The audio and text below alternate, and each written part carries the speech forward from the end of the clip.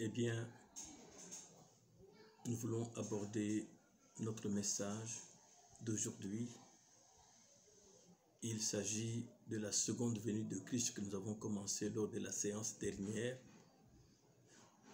Ça pourra nous prendre quelques séances et je demande simplement votre attention afin que nous puissions arriver à saisir ce sujet qui est le seul espoir qui reste au monde. Le monde est dans le confinement. La science n'arrive pas à faire quoi que ce soit. Les hommes d'État sont embrouillés et on accuse celui-ci, on accuse celui-là. On dit que ça vient d'ici ou ça vient de là. On ne sait exactement pas ce qu'il en est. Les milliardaires sont dans la danse, qu'ils veulent éliminer le monde entier. Tout ça, ce sont les hommes qui parlent. Mais quand le monde se trouve comme dans le désespoir, nous avons reçu un prophète dans cet âge qui nous a montré le seul espoir qui reste au monde. C'est pourquoi je me sens conduit à vous parler de ce sujet qui constitue le seul espoir des chrétiens dans ce monde. Alors, un petit mot de prière.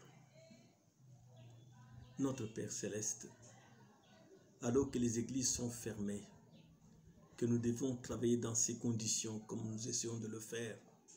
Ailleurs, ils ont la possibilité d'aller dans l'église, d'éparpiller les gens et de parler du haut de la chair.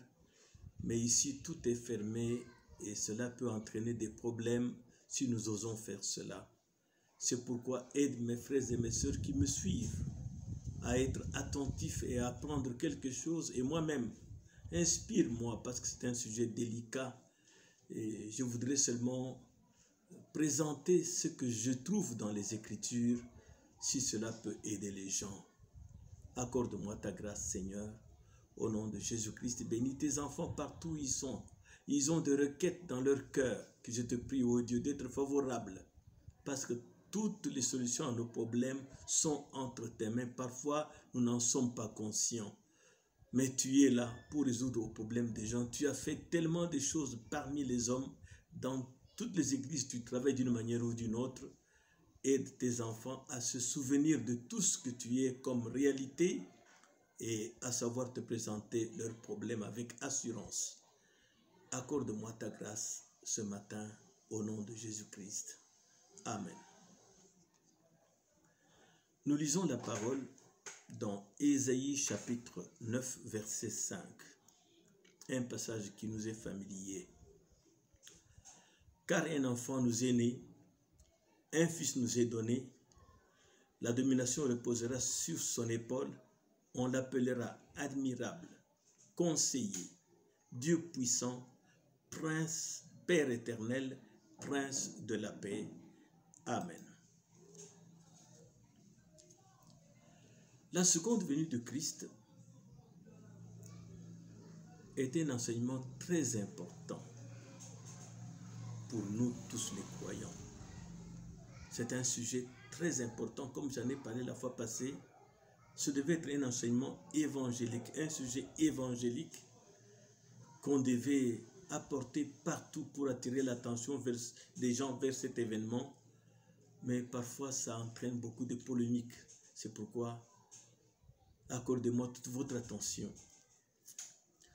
Et sachant que tous dans notre église n'ont pas de téléphone Android, tous n'ont pas accès à une bonne connexion Internet, alors je vous invite tous mes frères et sœurs à vous imprégner du message de Frère Branham, ainsi que des messages que nous essayons de vous apporter, que nous nous évertions à vous apporter tous les jours. Et par la grâce de Dieu, que chacun de vous se mette à propager l'évangile. Ne soyez pas oisifs, propagez l'évangile du mieux que vous pouvez, mon frère, ma sœur. Prenez ce que vous avez écouté avec votre téléphone. Si vous avez l'occasion d'être chez quelqu'un qui n'en a pas, apportez-lui pour voir ça, pour écouter ça et être sur le même diapason que tout le monde. Alors je vous invite à vous comporter comme le petit ourson dont parle notre prophète. Il s'était tellement plongé dans le miel, dans l'attente, que lorsqu'il est sorti, ça coulait, et sa mère et ses petits, d'autres petits, sont venus recevoir leur part. Je crois que c'est le temps de propager le message et de dire à tout le monde que Jésus est Dieu, qu'il guérit encore. Jésus guérit encore. Là où vous êtes, si vous êtes malade, croyez-moi, Jésus guérit encore. Vous en avez les preuves. Jésus reste la seule solution aux problèmes du monde. Et dites-leur que Jésus vient bientôt. N'hésitez pas à leur dire ça. Jésus vient bientôt. Il faut conscientiser les gens, qu'ils sachent que dans tous ces troubles que nous vivons, Satan veut seulement nous détourner de la chose essentielle. Parce qu'aujourd'hui, vous ouvrez la radio, la télévision, tous les réseaux. Aujourd'hui, un seul mot, coronavirus, Covid-19. Donc, c'est un nom qui devient comme au-dessus de tout partout. C'est le diable qui fait ça pour détourner les gens du seul vrai nom qui doit être l'objet de nos louanges, qui doit être l'objet de nos conversations tous les jours. C'est le diable qui fait ça. Alors, soyez les propagateurs du message, du nom de Jésus. Ainsi, devenez tous des évangélistes en ce temps de confinement. Parlez à quelqu'un de Jésus, frère. Parlez-lui de Jésus, mon frère, ma soeur. Juste lui répéter ce que vous avez entendu et reconnu comme vrai. Ne vous reposez pas, mes amis chrétiens.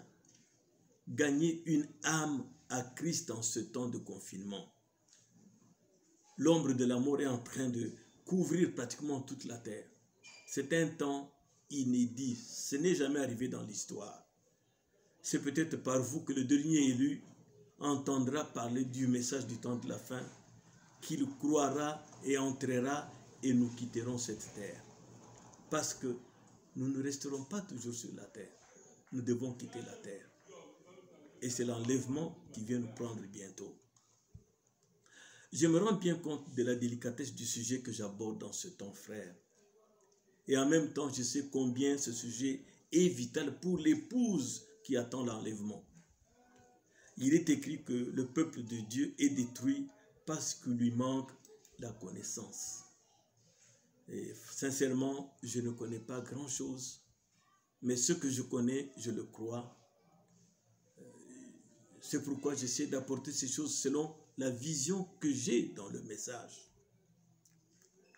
Sachant que vous êtes tous des lecteurs de la Bible et du message de l'heure, je ne vous apporte pas de nouvelles choses impressionnantes, non. Je m'accorde avec l'apôtre Pierre qui a écrit ceci.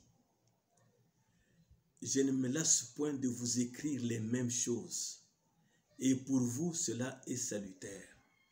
C'est peut-être des répétitions sur des choses que vous connaissez. Il en était ainsi au temps de Noé. Il ne répétait que la même chose, et c'était salutaire pour tous ceux qui écoutaient. Nous croyons, selon Malachie 4, qui nous a ramenés vraiment à la Bible, que la parole de Dieu vient aux prophètes et aux prophètes seulement. Chers frères et sœurs, cela ne doit pas être un slogan que nous disons. Ça doit venir du cœur. Reconnaître que la parole de Dieu ne vient qu'aux prophètes. Ça nous permettra de ne pas écouter n'importe quelle déclaration qui n'a pas de fondement dans le message. Et tous les vrais prophètes messagers de Dieu, depuis Moïse jusqu'à Branham, exigent au peuple et aux serviteurs de Dieu de s'en tenir fidèlement à leurs paroles inspirées par Dieu lui-même. Nous avons de nombreux passages dans l'Ancien Testament, comme dans le Nouveau, qui nous demandent de répéter seulement ce que les prophètes messagers ont dit. Et l'apôtre Pierre a attiré particulièrement l'attention des saints de tous les âges quand il écrit ceci. Dans 2 Pierre 1, versets 19 à 21, Pierre écrit ceci. Et nous tenons pour d'autant plus certaine la parole prophétique à laquelle vous faites bien de prêter attention, comme à une lampe qui brille dans un lieu obscur, jusqu'à ce que le jour vienne apparaître et que l'étoile du matin se lève dans vos cœurs. Sachant tout d'abord vous-même qu'aucune prophétie de l'Écriture ne peut être un objet d'interprétation particulière. Et vous savez que nous sommes dans un temps d'interprétation particulière multipliée. Non, revenez à la parole prophétique, revenons à la parole prophétique. Car ce n'est pas par une volonté d'homme qu'une prophétie a jamais été apportée, mais c'est poussé par le Saint-Esprit que des hommes ont parlé de la part de Dieu. Et le message de Frère Branham, c'est un message divin. Il a été prouvé dans le monde entier. Je pense que nous pouvons faire confiance à William Branham. Ce même apôtre Pierre nous fait remarquer ceci en des mots très forts. Il nous montre qu'en son temps même, les gens tordaient le sens des paroles de Paul. Déjà au temps de Pierre, il a constaté ça. Il dit ceci: croyez que la patience de notre Seigneur est votre salut. Comme notre bien-aimé frère Paul vous l'a aussi écrit, selon la sagesse qui lui a été donnée. À lui, Paul. C'est ce qu'il fait dans toutes les lettres, où il parle de ces choses dans lesquelles il y a des points difficiles à comprendre et dont les personnes ignorantes et mal affermies tordent le sens, comme celui des autres Écritures, pour leur propre ruine. Nous ne sommes pas appelés à comprendre tout le message, à tout expliquer dans le message. Ce n'est pas un message de « je sais tout ». Mais ce que nous comprenons et que nous pouvons marier avec la Bible, présentons-le aux gens. C'est ce que nous essayons de faire. Nous ne sommes pas des « je sais tout ». Alors, que Dieu me garde d'expliquer, de vouloir impressionner ou de chercher à persuader, car la parole parlée dit que chaque individu du groupe élu est quelqu'un qui a la capacité d'entendre ce que l'Esprit dit au moyen du messager. Je ne peux pas persuader quelqu'un. Notre Dieu est un Dieu de libre arbitre, c'est juste parler.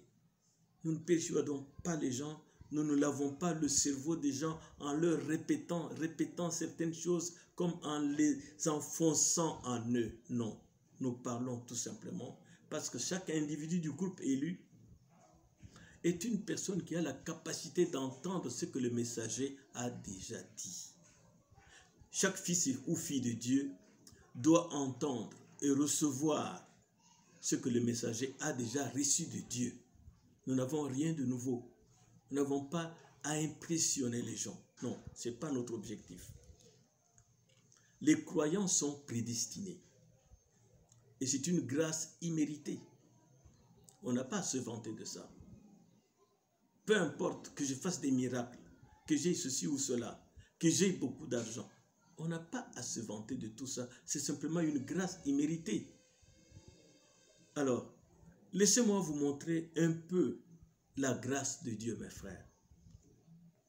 Observez ce qui est arrivé à la femme de Lot pour n'avoir pas cru ou obéi à l'ange. Elle est devenue une colonne de sel. Et c'était fini avec elle. Dieu aurait pu aussi tuer Sarah pour n'avoir pas cru à cet ange-là. Il ne l'a pas fait. Mais il ne pouvait pas retirer Sarah malgré son incrédulité, car elle faisait partie d'Abraham, l'élu, élu par la grâce de Dieu. Et Sarah faisait partie de lui, Dieu ne pouvait pas la retirer. Et aujourd'hui, laissez-moi vous dire, l'incrédulité est dans la véritable et réelle Église de Dieu. Mais Dieu ne peut pas la toucher. Nous sommes en Jésus, vous voyez.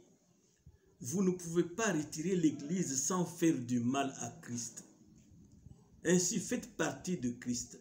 Entrez en Christ, Dieu ne vous imputera pas vos péchés. Et Dieu ne peut pas vous retirer. Dieu ne pouvait pas retirer Sarah sans faire du mal à Abraham. La grâce avait couvert cela.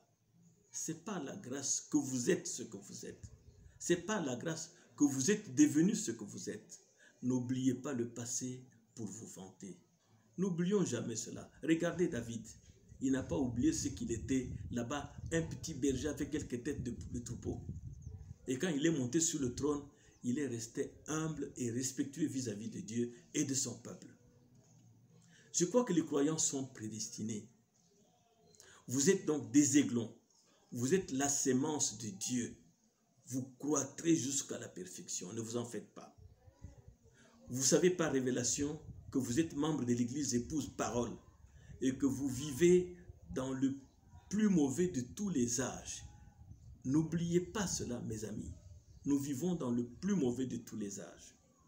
Vous êtes conscient qu'il y a beaucoup de voix aujourd'hui qui utilisent le message de l'heure pour faire leur propre promotion dans le monde.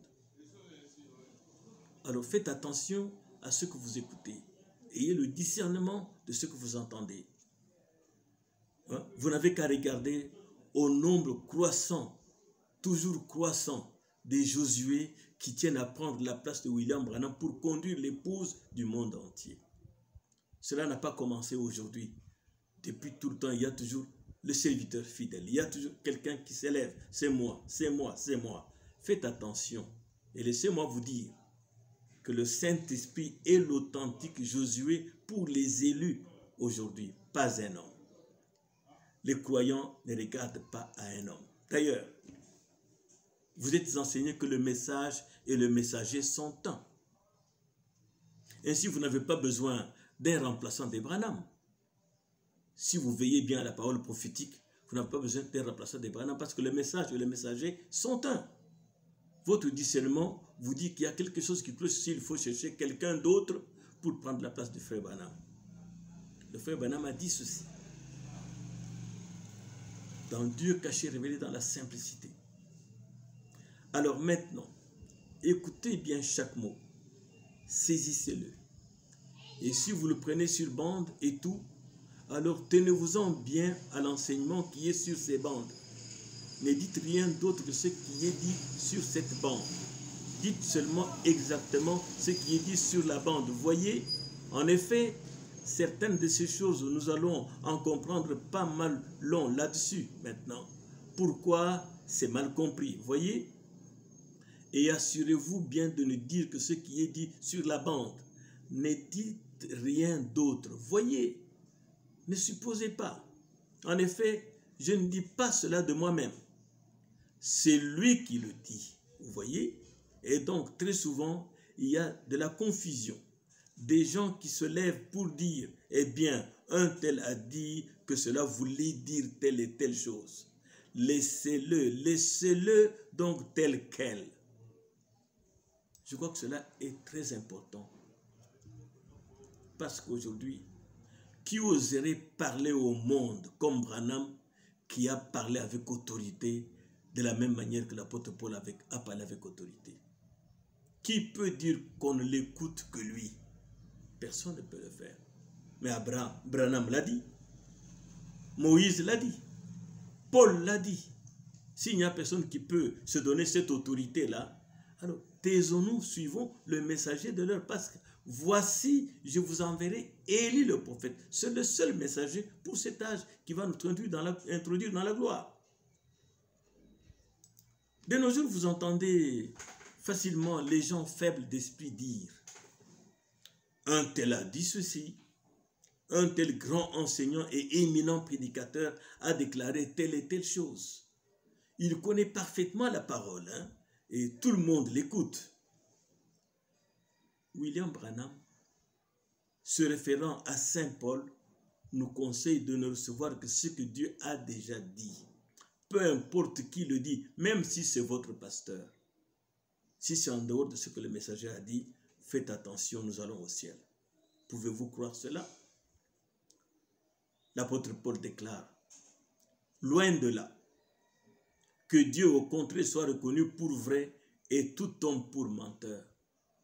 Et dans cet âge, Dieu a parlé.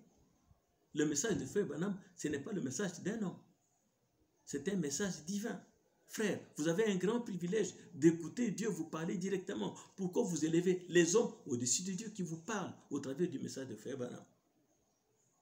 Paul le déclare. que Dieu au contraire soit reconnu pour vrai et tout homme pour menteur. Selon qu'il est écrit, afin que tu sois trouvé juste dans tes paroles et que tu triomphes lorsqu'on te juge. Dans ses épîtres, l'apôtre Paul le répète ici et là. Je n'ai pas besoin de revenir, de vous répéter ceci, non, ce n'est pas important. Il répète ici et là, exigeant la fidélité à son évangile. Donc c'est une question de vie ou de mort. Nous allons au ciel et le ciel, c'est la parole. C'est pourquoi je vous exhorte de tout mon cœur à être certain que Frère Branham a dit ce que vous croyez et que vous ne suivez pas une explication d'un de ces nombreux érudits aujourd'hui. Soyez sûr que ce que vous croyez, Branham l'a dit. Ce n'est pas seulement une explication des érudits, non. Dieu ne nous a pas envoyé des érudits, des enseignants, des docteurs. Dieu nous a envoyé un prophète. Et chacun, toute personne qui fait partie du groupe élu, a la capacité d'entendre ce que Dieu a déjà dit au moyen du messager. Je répète cela dans votre intérêt. Alors, dans cette deuxième séance sur la seconde venue de Christ, je vais parler de la première venue de Christ. J'ai introduit dans la première séance. Maintenant, après ce qui précède, que je crois être important pour vous, je vais maintenant parler de la première venue de Christ. D'entrée des jeux, la divinité n'est plus un mystère à élucider aujourd'hui. Tout le monde connaît la divinité, même dans les dénominations, ils arrivent à comprendre cela. Nous savons que le Jéhovah de l'Ancien Testament, c'est le Jésus du Nouveau Testament. Bien qu'il y a différentes manifestations et différentes dispensations de ce même Dieu, retenez que Christ c'est Dieu, c'est lui l'Éternel. J'espère que vous comprenez. Il y a différentes manifestations, différentes dispensations, mais Christ c'est toujours le même Dieu. Et Dieu étant omniscient, cela fait de lui omniprésent. Ainsi Dieu n'a jamais quitté la terre. Il était, il vient, tout ça, ce sont des terminologies. Mais en réalité, Dieu n'a jamais quitté la terre. Il vient, il est déjà venu, tout ça. Suivons ce qui est dit dans les Écritures pour être dans la ligne du prophète. Mais Dieu n'a jamais quitté la terre. Écoutons le prophète. Il dit dans Hébreux chapitre 7, première partie, Frère Branham dit, maintenant Abraham devait hériter le monde. En la postérité d'Abraham, toutes les nations devaient être bénies. Ainsi Dieu est descendu et lui a parlé sous la forme d'un homme. Dieu est descendu et a parlé à notre père Abraham sous la forme d'un homme. Maintenant, Dieu a toujours été sur terre. Dieu n'a jamais quitté la terre. Pouvez-vous croire cela? S'il devait jamais quitter la terre, je ne sais pas ce qu'il en adviendrait. Mais Dieu a toujours été ici sous une certaine forme. Oh, Dieu, oh, loué soit son nom. C'est le frère Branham qui parle. Dieu n'a jamais quitté la terre. Il a toujours été ici sur la terre sous une certaine forme. Si Dieu vous fait la grâce de saisir ceci, vous ne serez plus jamais embrouillé par les esprits qui sophistiquent le message avec beaucoup de détours. Il y a des esprits qui sophistiquent le message, qui le rendent compliqué avec beaucoup de détours. Or, le message de Dieu est apporté de la manière que même les insensés ne puissent pas s'égarer. C'est ce qu'Ésaïe a dit. Ce message, même un insensé ne pourra pas s'égarer. Alors, la première venue de Christ. Alors, je vous abandonne, mais je vous prie, mes frères, d'abandonner votre pensée à Dieu maintenant. Et je vous demande d'oublier tous les préjugés que vous inspire ma personne. Abandonnez votre pensée à Dieu. Oubliez tous les préjugés que vous inspire ma personne. Priez sincèrement en ma faveur et nous verrons ensemble Dieu dévoiler sa parole dans la simplicité. Et si vous pensez que j'ai tort, c'est possible. Aidez-moi encore plus dans la prière en tant que chrétien. Et croyez que Dieu m'éclairera à cause de votre patience à mon égard. Oubliez ce que vous êtes, oubliez ce que je suis, essayons de voir ensemble les Écritures. À la lumière des Écritures, étudions la première venue de Christ. Nous allons voir ce que serait Christ, selon les Écritures, comment il naîtrait, où il naîtrait, cela est écrit dans la Bible, ce qu'il ferait, quel prophète le précéderait pour le présenter en préparant son chemin, comment il serait maltraité et mis au nombre des malfaiteurs, c'est écrit dans la Bible, comment il serait blessé pour nos transgressions et bien des choses encore que je ne peux pas énumérer ici. Oui, il y a tellement d'écritures qui démontrent sans nul doute que la première venue de Christ est une période de temps, un processus au cours duquel Christ devait venir, vivre dans une chair humaine, vivre une vie parfaite et subir toutes sortes d'outrages pour nous servir de modèle. Beaucoup d'écritures nous montrent que la première venue de Christ, c'est une période, un processus, une période dans laquelle Christ devait vivre pour nous servir de modèle. La parole révélée déclare que chaque verset de la Bible ne parle que de lui. Je n'ai pas la prétention de vous apprendre quelque chose de nouveau, mes frères, sinon vous rappeler ce que vous connaissez déjà, afin de vous affermir dans la vérité présente. Ainsi, je n'ai pas besoin de vous gaver des versets et des citations, car ce n'est pas un travail de persuasion, mais plutôt de révélation divine. Je ne veux pas, il a dit ceci, il a dit cela, ça simplement pour vous gaver des versets, des citations, ou même vous impressionner comme si je connais rien, beaucoup de gens qui connaissent beaucoup de choses. Moi, je connais pratiquement rien, mais ce que je connais, je vais le transmettre aux gens. La première venue de Christ a été annoncée d'abord à Satan. Quand il s'est incarné dans le serpent, Dieu lui a annoncé la première venue de Christ. Il lui a dit, lui-même en personne, juste après la chute en Éden, Dieu a parlé à Satan. Il lui a dit ce que serait Christ. Genèse 3, versets 14 à 15. L'Éternel Dieu dit au serpent, puisque tu as fait cela, tu seras maudit entre tout le bétail, entre tous les animaux des champs, tu marcheras sur ton ventre et tu mangeras de la poussière tous les jours de ta vie. Je mettrai inimitié entre toi et la femme, entre ta postérité et sa postérité. Celle-ci t'écrasera la tête et tu lui blesseras le talon. Ça, c'est l'Éternel lui-même qui annonce la première venue de Christ à notre ennemi qui a brisé son plan. Il ne l'a pas brisé totalement parce que Dieu sait ce qu'il fait. La postérité de la femme devait naître comme Caïn. La postérité de la femme devait naître comme Caïn, la postérité de Satan aussi était née. Elle devait s'identifier aux humains, vivre pour affronter et vaincre la postérité du serpent.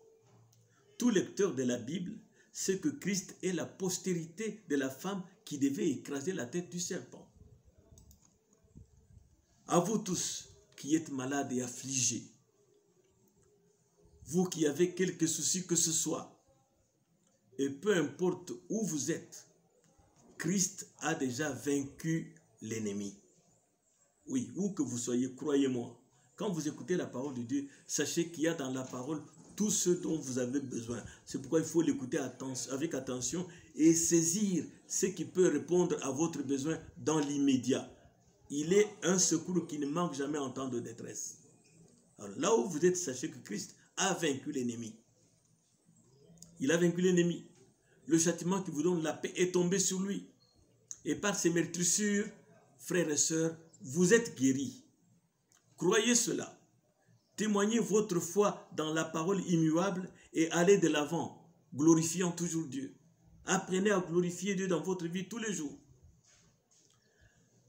Nous voyons, mes frères et sœurs, que le prophète Moïse, voyant que toutes les nations écoutaient les astrologues et les devins,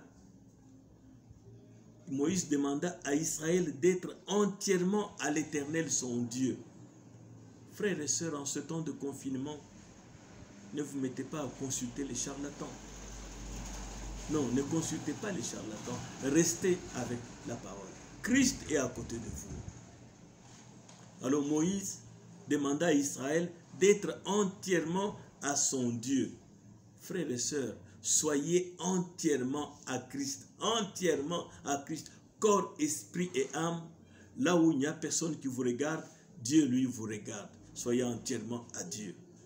Moïse rassura Israël que l'Éternel lui suscitera du milieu de ses frères un prophète comme lui, Moïse.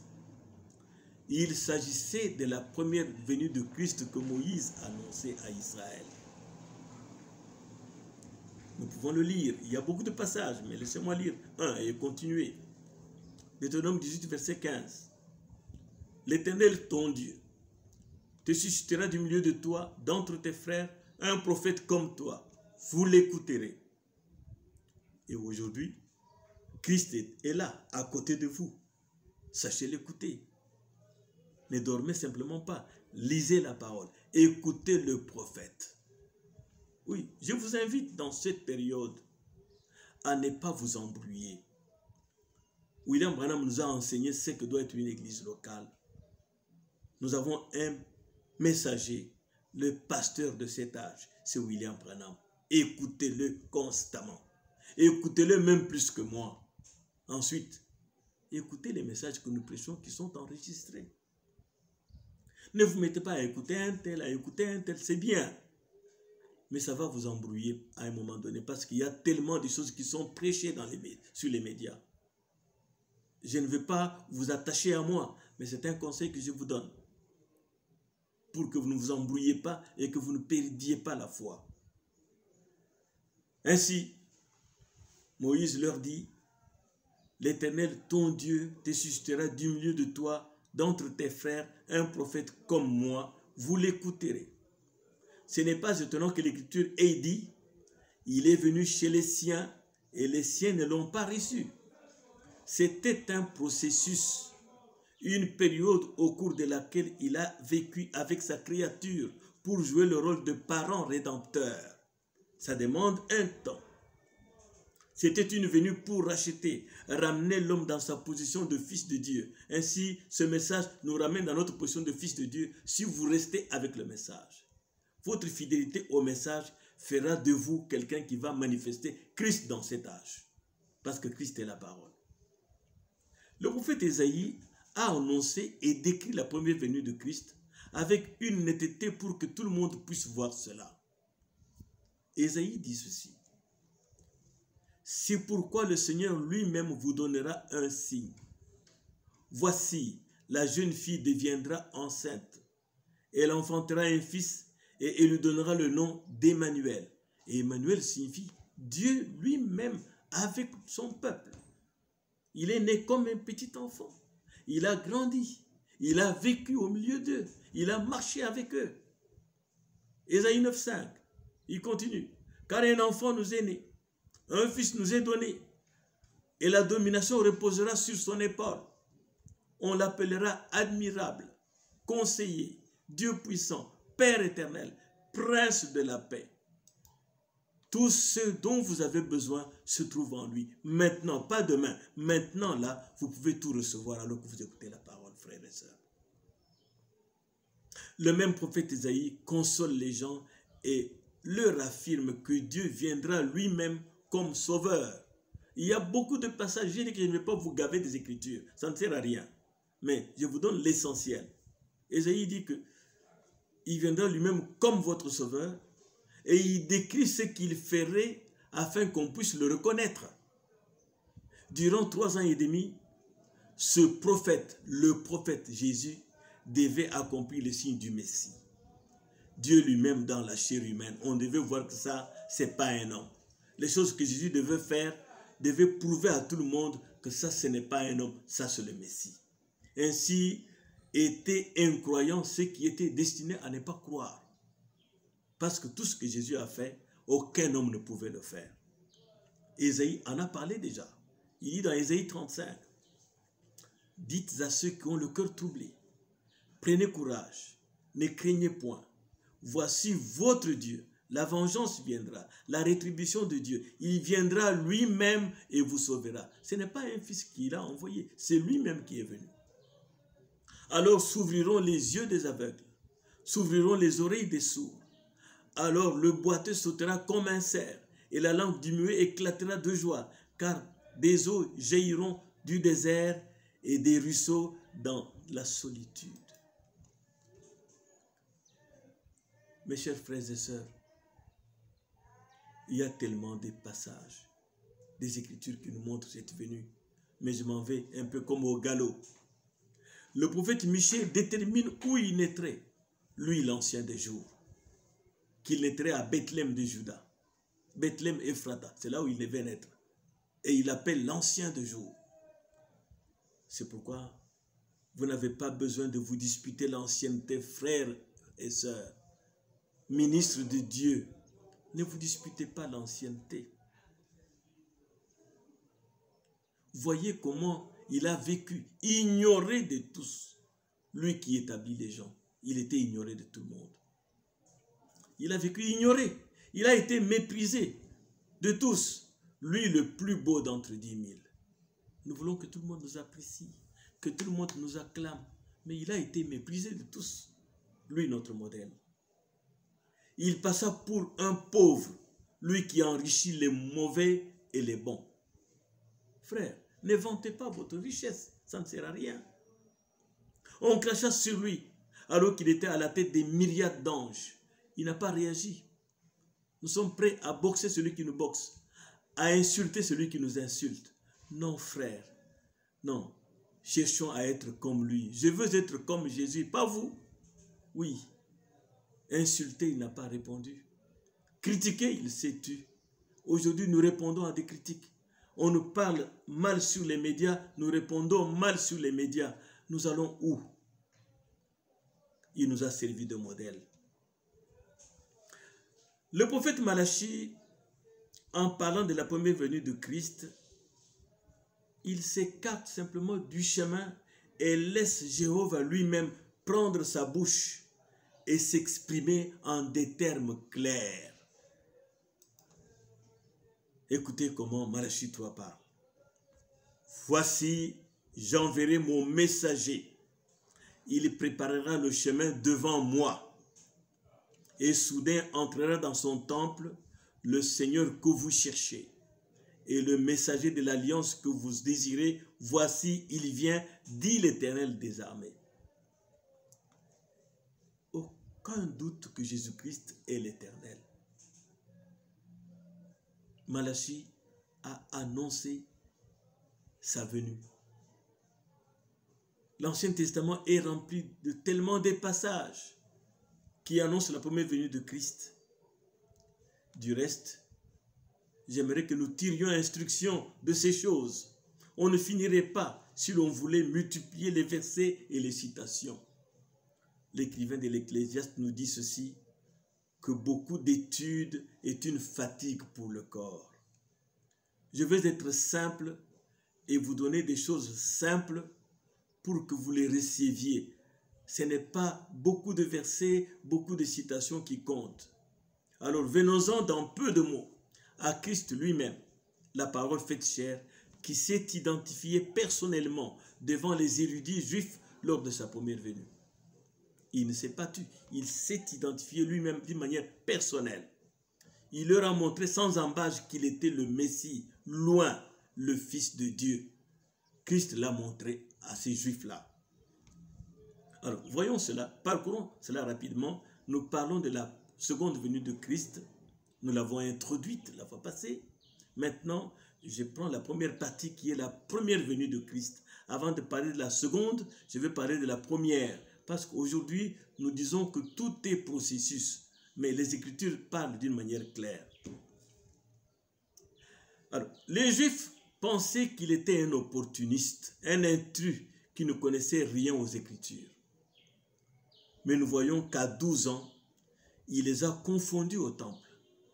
Je n'ai pas besoin de vous montrer cela, vous connaissez cela. Sa vie interprétait parfaitement la loi et les prophètes. Jésus leur a dit, vous sondez les Écritures parce que vous pensez avoir en elles la vie éternelle. Ce sont elles qui rendent témoignage de moi. Voilà ce qui prouve qui je suis. Il a parlé en termes clairs. Vous sondez les Écritures. Aujourd'hui, nous sondons le message, comme dit le prophète dans le livre des exposés. Il y a des gens qui étudient le message pour le détruire. N'oubliez pas cela, frère. Il y a des gens qui étudient ce message pour le détruire et amener les gens à s'en éloigner. N'oubliez jamais cela. Ainsi, Jésus leur parle, il leur dit clairement, vous sondez les Écritures parce que vous pensez avoir en elles la vie éternelle. Ce sont elles qui rendent témoignage de moi. Voilà ce qui prouve qui je suis. Il était au milieu d'eux, il marchait avec eux. Il était dans le processus du rachat. C'était un processus. Il traitait avec eux, avec les érudits, et avec les docteurs de la loi. Un grand processus. Dans la foi parfaite, le frère Branham dit ceci. Il savait qui il était et sans l'ombre d'un doute, il savait qu'il était le Fils de Dieu. Il leur a dit clairement. Il le savait car la parole identifiait. La parole de Dieu identifiait qui il était. Il dit, si je ne fais pas les œuvres de mon Père, alors ne me croyez pas. Si je ne fais pas ces œuvres-là, ne me croyez pas. Mais si je les fais, alors croyez en elles, car elles sont la manifestation de la parole qui a été promise. Mes œuvres parlent clairement. Pourquoi ne croyez-vous pas? Oh, si seulement vous pouviez vous éveiller à cela une minute, dit le frère Branham. Vous voyez, la parole elle-même identifiait qui il était. Et il dit, qui de vous me convaincra de péché? En d'autres termes, qui peut me montrer que ma vie et mes œuvres n'accomplissent pas exactement ce qu'on attend du Messie? Oui, Jésus était le Messie dans la chair. Dieu lui-même dans la chair. Personne ne put rien dire, dit le prophète, car c'est ce qu'il était. Il avait alors la foi pour croire que tout ce qu'il dirait s'accomplirait. Oui, si vous savez qui vous êtes, vous connaissez votre position de fils de Dieu, alors vous avez la foi en ce moment-là. Dieu peut écouter votre prière. En ce temps de confinement, nous avons besoin de gens qui savent qui ils sont. Et comme les gens étaient têtus en ce temps-là, comme ils le sont aujourd'hui d'ailleurs, alors Jésus les écorcha vivement en des termes très forts encore. Il leur dit, il les regarde, il leur dit, avant qu'Abraham fût, je suis. Le voilà mes frères.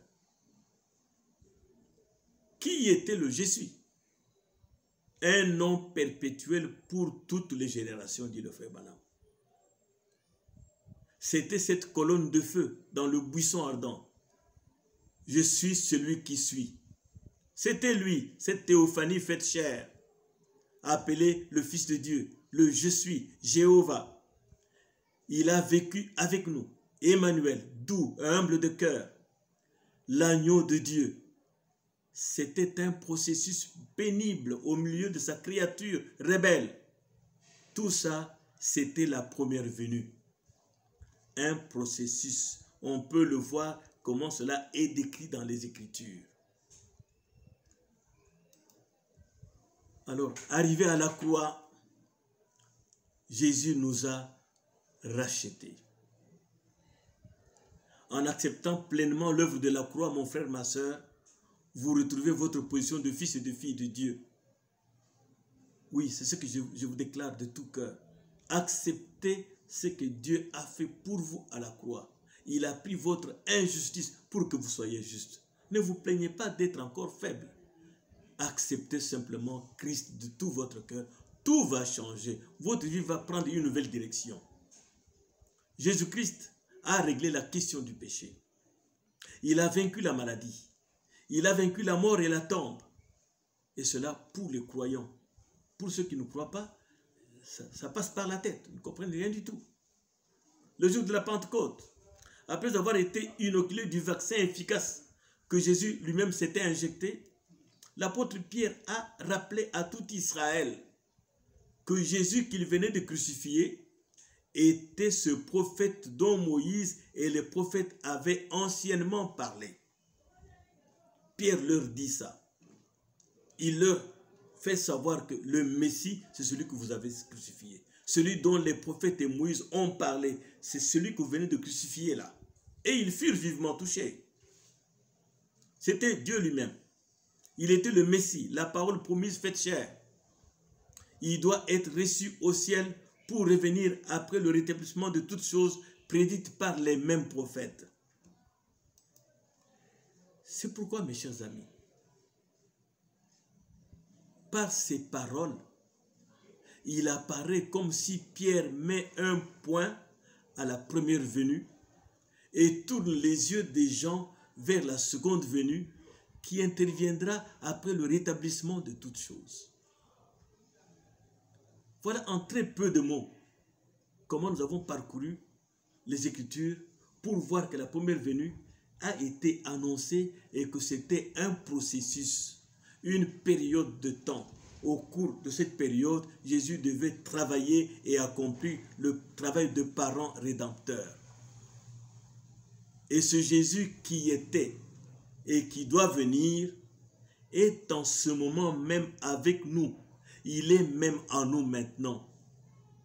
N'ayez pas un Jésus toujours au ciel. Ne parlez pas à un Dieu qui est à des millions de kilomètres.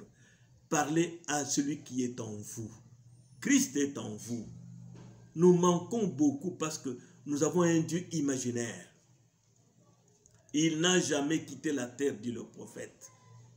Il guérit nos maladies, nos infirmités. Il nous console dans nos afflictions. Aujourd'hui, avec le confinement, je ne sais pas ce qui se passe dans les maisons des gens, mais je vous apporte une parole de consolation. Dans votre confinement, Dieu peut vous baptiser du Saint-Esprit quand vous recevez cette parole. Oui, parce que nous attendons les hommes et les femmes qui vont le manifester Christ dans leur chair. Il baptise encore du Saint-Esprit pour pouvoir se manifester dans votre corps, vous, Église du Dieu vivant. Donc, comprenez-moi, mes amis, nous sommes au temps de la fin. Christ est une réalité, ce n'est pas de l'histoire. Christ est une réalité. C'est pourquoi, vous qui croyez, ne croyez pas seulement les déclarations des hommes. Sondez les Écritures. Sondez les Écritures. La première venue de Christ a été annoncée. On peut voir cela au travers des Écritures et c'était un processus. Maintenant, par la grâce de Dieu, je vous parlerai prochainement de l'ordre de la venue de Christ. Et vous allez voir ces choses au mieux de ma connaissance. L'ordre de la venue de Christ, parce que nous attendons cela. C'est le seul espoir qui reste au monde qui est maintenant plongé dans l'angoisse à cause de cette pandémie.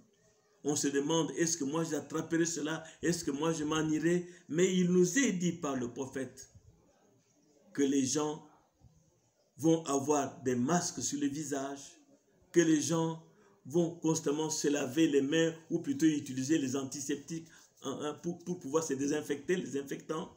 C'est écrit dans le message. Mais que ce n'est pas pour ceux qui sont remplis du Saint-Esprit. Oui, je veux croire ce que le prophète a dit. Si vous croyez ce que le prophète a dit, la pandémie là ne vous atteindra pas. Le fléau là ne vous atteindra pas. Si les gens du monde sont guéris, pourquoi pas vous les chrétiens? Même si ça vous attrape, Laissez-moi vous dire, vous ne mourrez pas, frères et sœurs. Laissez-moi prier avec vous. Notre Père Céleste, alléluia, du fond de mon cœur, je remets mon frère, ma soeur, chaque auditeur entre tes saintes mains.